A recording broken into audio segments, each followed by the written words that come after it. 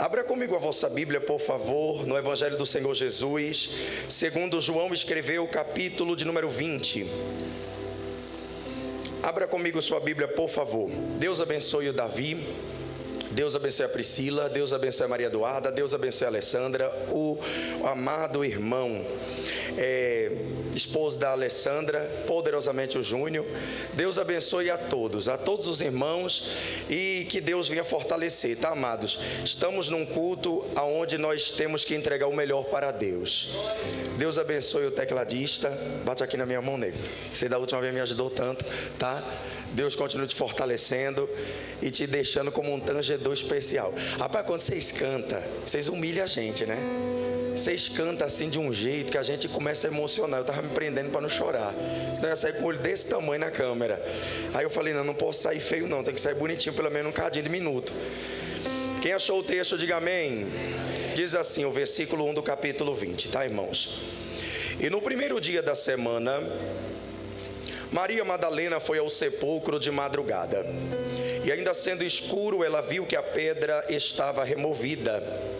Ela correu, pois, e foi a Simão Pedro e ao outro discípulo a quem Jesus amava, e disse-lhes: levaram o Senhor do sepulcro e não sabemos aonde o colocaram. Então Pedro saiu com o outro discípulo e foram ao sepulcro. E os dois corriam juntos, mas o outro discípulo correu mais apressadamente do que Pedro e chegou primeiro ao sepulcro. Abaixando-se, viu no chão os lençóis, todavia não entrou. Chegou, pois, Simão Pedro, que o seguiu, e entrou no sepulcro e viu no chão os lençóis, e o lenço que estava sobre a sua cabeça, mas agora enrolado no lugar à parte. Então também o outro discípulo, que chegara primeiro ao sepulcro, viu e creu. Viu e o que, igreja? Porque ainda não conhecia o que dizia a Escritura, que era necessário que ele ressuscitasse dentre os mortos. E retornaram os discípulos outra vez para casa. Verso 11 para encerrar. E Maria permanecia chorando junto ao sepulcro. Estando ela, pois, chorando, abaixou-se para o sepulcro e viu 2 anjos vestidos de branco. Quantos anjos?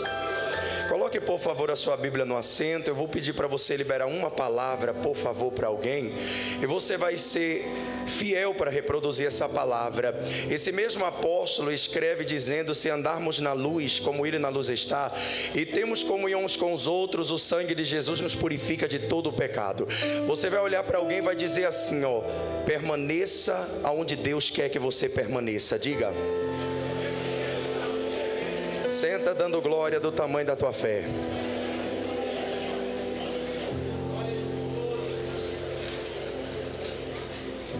Amados, o texto que acabamos de fazer menção, ele é um dos textos mais importantes na história da Nova Aliança. Ele vai trazer para nós, aqui agregados na casa, uma das histórias mais profundas que seria registrada dentre os apóstolos. Deus me confiou essa palavra enquanto orava aqui na igreja, para que eu fosse fiel a entregar essa mensagem. O texto vai revelar sobre a ressurreição do maior revolucionário da história da humanidade, Jesus, aquele a qual entregamos as nossas vidas para Ele. O interessante é que a protagonista do cenário é Maria Madalena, uma mulher pouco pregada e pouco estudada entre nós evangélicos. O interessante é que ela vai entrar em destaque, em notoriedade, sendo ela a primeira testemunha ocular da ressurreição do Filho de Deus. Isso ocorreu porque Maria Madalena, a qual tinha 7 espíritos dentro dela, e Jesus atirou todos eles, tornando e dignificando essa mulher como uma missionária. Eu não vou aqui gastar tempo a falar do Messias, mas quem está sentado aí poderia testificar quem era e quem hoje é na presença dele. Mas o maior transformador de vidas, o maior resgatador de almas e purificador é o Senhor Jesus. Em 3 anos e meio de ministério, ele virou de cabeça para baixo a cultura judaizante. Pense em uma morte tão desejada e você pensará na morte de Jesus. o homem que veio trazer a luz para resplandecer nas trevas. Ele veio quebrar paradigmas, a fim de que a graça fosse ensinada e fosse ministrada entre o povo. Você percebe que nesses 3 anos e meio, ele vai começar a anunciar, dizendo que importava que ele fosse para Jerusalém, a fim de que lá ele fosse julgado, sentenciado, crucificado, mas ao terceiro dia ele ressuscitasse, ou ressuscitaria. Jesus, ele não deixou ninguém desprecavido. Eu quero que você guarde no seu cognitivo.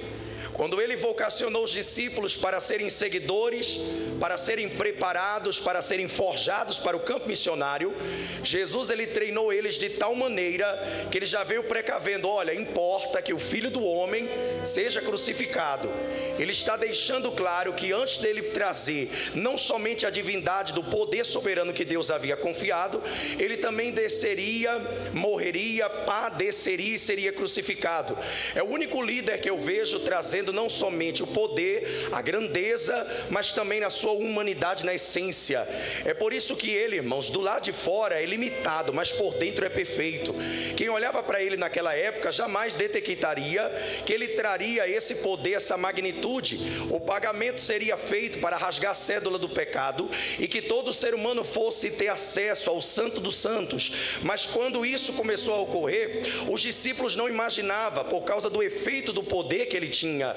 Jesus ministrou tantas coisas, cujo esse apóstolo que eu acabei de ler, nos últimos capítulos finais, se você for ler em casa, ele vai descrever dizendo que faltaria tinta e papel suficiente para que registrasse todos os feitos de Jesus. Um homem que trouxe tanto poder, tanta carga poderosa. Jesus não só andou sobre as águas, multiplicou pão e peixe, ele trouxe pele limpa em estado de putrefação para quem tinha lepra. Não somente isso, mas o maior poder de Cristo foi quando ele trouxe a quebra de mentalidade, para que a sociedade naquela época pudesse compreender a paternidade do Filho, sendo o Filho que se fez carne para trazer para nós a filiação, sendo ele o Pai. Então você percebe a grandeza de Jesus sendo manifesta.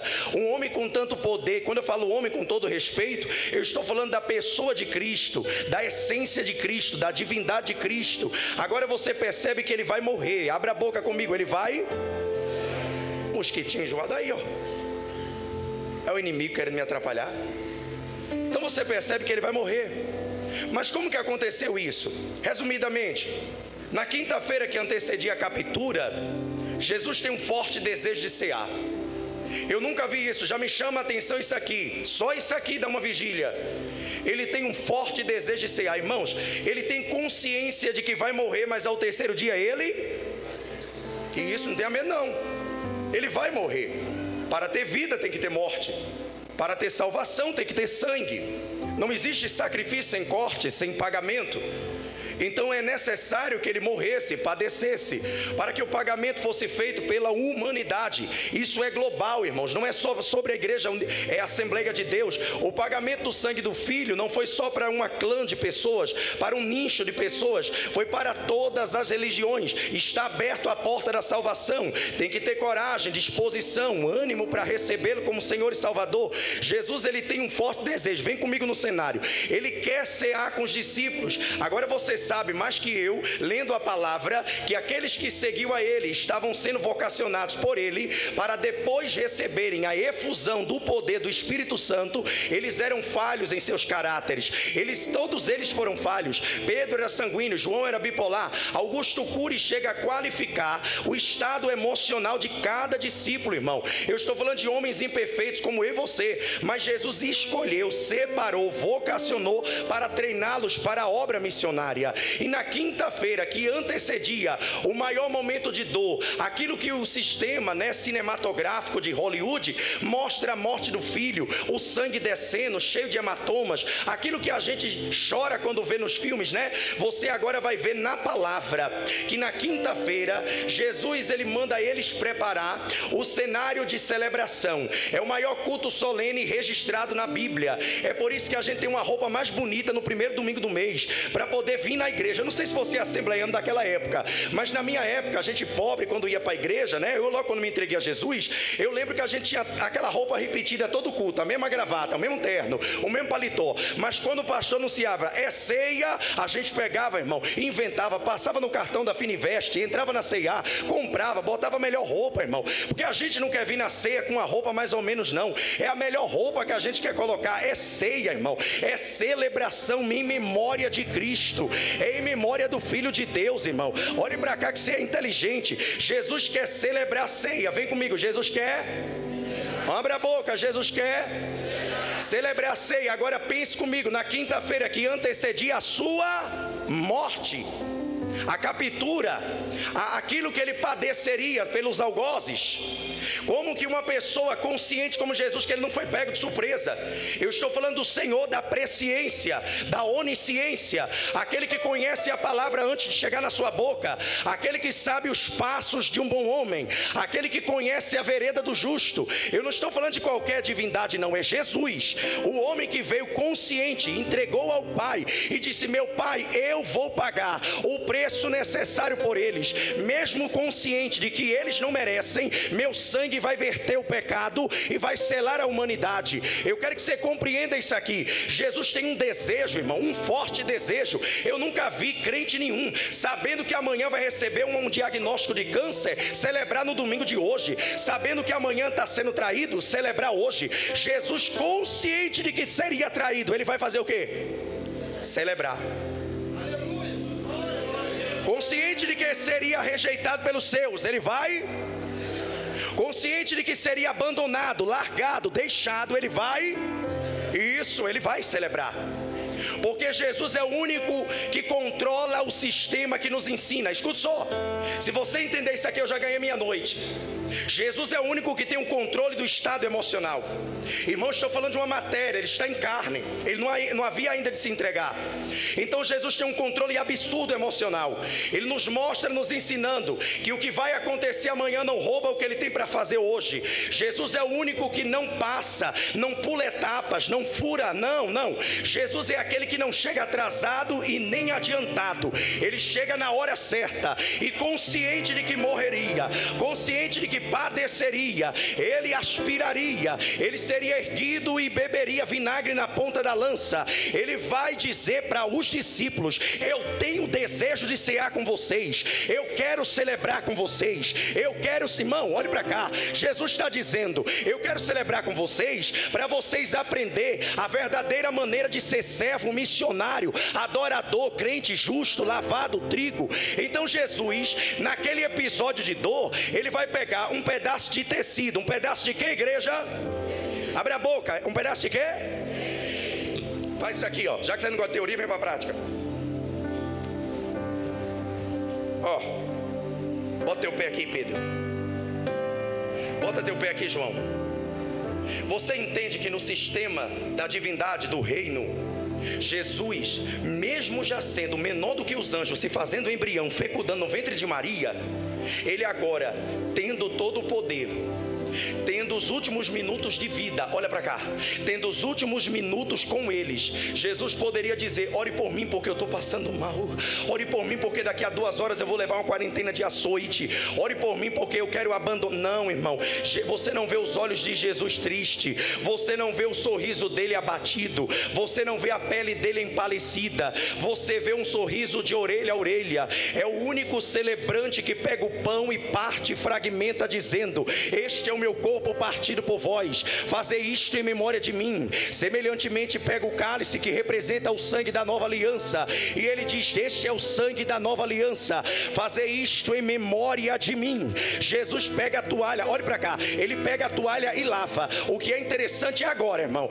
é que ele vai pegar uma toalha só, quem sabe contar vai entender, é uma só, não tem muita toalha. Jesus não ostenta bacia, é uma só. Quem vem primeiro tem privilégio, porque a água está translúcida, Mas quem vem depois vai pegar água suja, barrenta, vai pegar água imunda, irmão. Mas eles não entendem, é por isso que Judas não lava o pé, que não é a água, nem a bacia, nem a toalha, é o significado que ela produz por intermédio do mestre. Escute, se você não entender o limiar, o desenhado natural, jamais viverá o sobrenatural de Deus. Tem gente que pega o pão, irmão, engole o pão e não está nem aí, pega o cálice, bebe o cálice e não está nem aí. Mas se você fosse como eu fui um dia, Babalaorixá, você entenderia o que é o pagamento, porque nenhuma entidade recebe de alguém sem primeiro pedir alguma coisa. Tem que ter animal na encruzilhada, tem que ter pano no corpo, tem que ter atitude primeiro. Agora tem gente sentada aí do teu lado que chegou hoje aqui com a cabeça fora do lugar, irmão,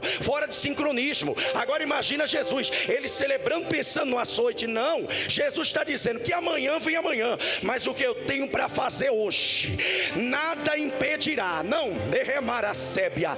Olha para alguém que está do seu lado aí, por favor, vai, e diga para a pessoa o que vai acontecer. Está fraco, diga o que vai acontecer. Não rouba o que Jesus tem para fazer agora. Diga para a pessoa, Jesus é ciente, Jesus é consciente de que você não pode fazer amanhã, mas Ele trabalha